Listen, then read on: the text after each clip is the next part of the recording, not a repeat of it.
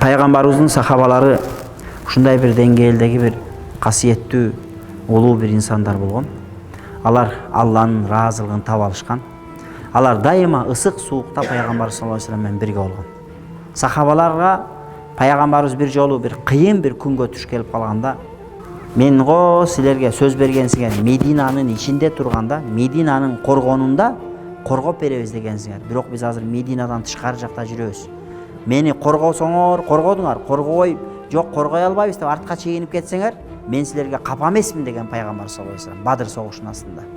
Ошондо сахабалар, ансарилер радыйаллаху анхум ушинтип айтышкан.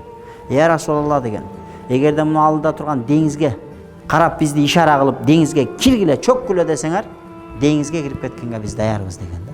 Демек пайгамбарыбыз саллаллаху алейхи вассалам үчүн ошончолук деңгээлде булар даяр болгон.